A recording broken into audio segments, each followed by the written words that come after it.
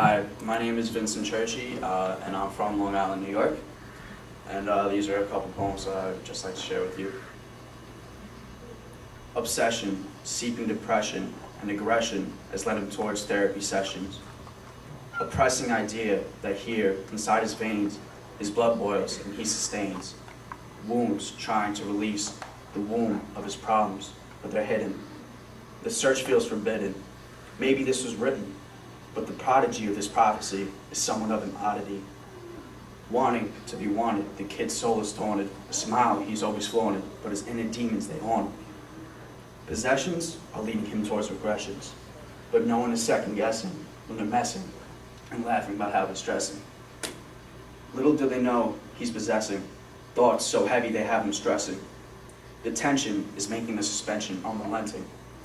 How long can this last? How do you put a broken heart into a cast? Feel like he's living in the past, but the fact that he's still living doesn't feel like it's gonna last.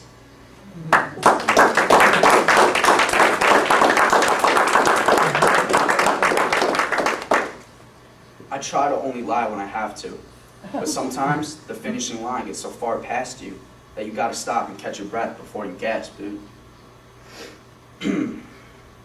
I try not to be rude, but my moods swing and my words can sting.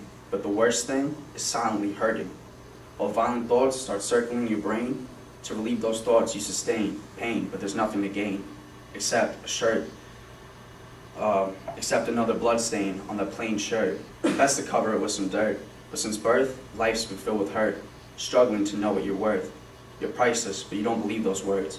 So you accept with a smile and put back the vial. Save it for the next time that you're feeling low.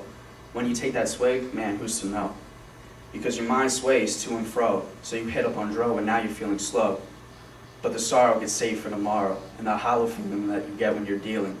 Priests tell you that healing is only obtainable through kneeling. Well, I say, screw that. The ceiling, the sky, and the space, you want it right here, you can get a taste of heaven, and replaced with a frown frowning on your face.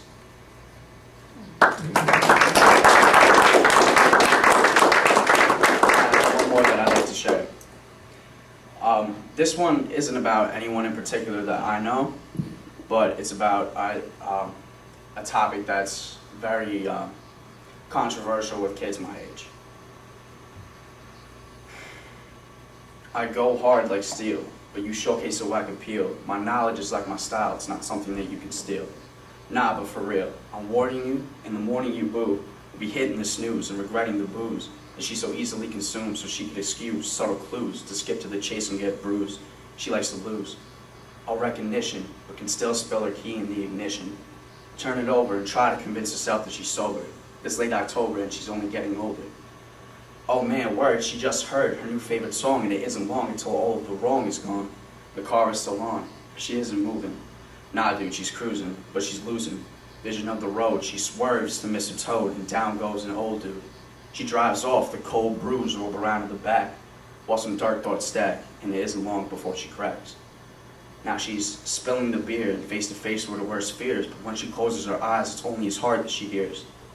The sound is so loud that it's deafening in her ears, but she forgets that she's still driving and she lets Jesus steer.